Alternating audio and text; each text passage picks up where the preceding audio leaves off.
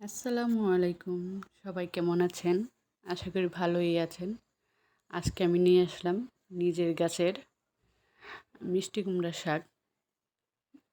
নিজের গাছের জিনিস পেড়ে খেতে খুব মজাই লাগে। দেখেন, এটা মিষ্টি কুমড়ার শাক। আমি আগে ডাঁটাগুলো একটু লবণ দিয়ে সিদ্ধ করে নিয়েছি। তারপরে শাকগুলো দিলাম, কারণ শাকটা হতে সময় লাগে না। এখানে আমি সিদ্ধর ভিতরে কাঁচামরিচ, রসুন, পেঁয়াজ দিয়ে দিলাম, দিয়ে একটু ঢেকে দেব। দেখেন, প্রায় পানিটা শুকিয়ে আসছে। এখন আমি আরেকটা কড়াইতে তেল দিয়ে রসুন পেঁয়াজ দিয়ে দেব, দিয়ে এগুলোকে একটু ভাজা ভাজা করে নেব।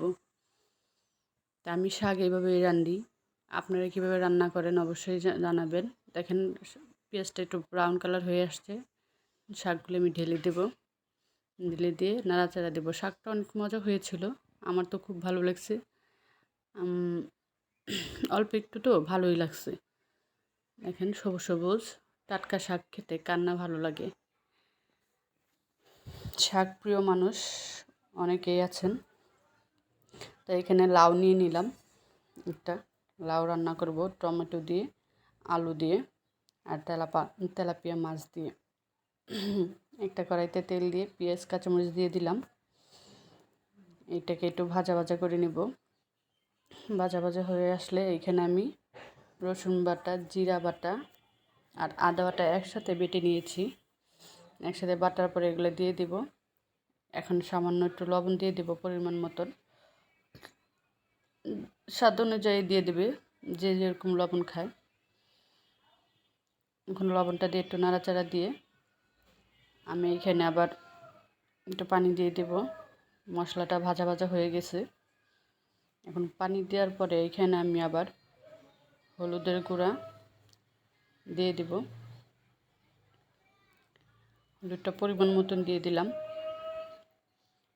তারপর একটু মরিচের গুঁড়া দিয়ে দেব। লাউ যেহেতু একটু ঝাল কম হলেই চলে, এখানে আমি একটা লাউ পুরাটুক নিচ্ছি, আবার আলু টমেটো, তার জন্য একটু ঝালটা দিলাম। এখন এখানে আমি লাউ আর আলু যেটা কাটা ছিল ওগুলো দিয়ে দিচ্ছি, কষিয়ে নেব ভালো করে। সম্পূর্ণটা দিয়ে একটু নাড়াচাড়া দিয়ে নিলাম। দেখেন কালারটা কত সুন্দর হয়েছে, আমার কাছে তো খুব ভালো লাগছে। এখন আমি এটাকে ঢেকে দেব, ঢেকে কিছুক্ষণ কষাবো, ভালো করে কষিয়ে। এর ভিতরে কিন্তু আমি একটু নাড়াচাড়া দিয়ে নিয়েছিলাম, কারণ বেশিক্ষণ দেখালে ভিডিওটা অনেক বড় হয়ে যায়, আর এত বড় ভিডিও আপনারা কেউ দেখতে চান না। তাই এখন নাড়াচাড়া দিয়ে প্রায় হয়ে আসছে। এখন আমি টমেটোগুলো দিয়ে দেব, দিয়ে একটু নাড়াচাড়া দিব। টমেটোগুলো একটু হয়ে আসলে এখানে আমি আবার পানি দিয়ে দেব।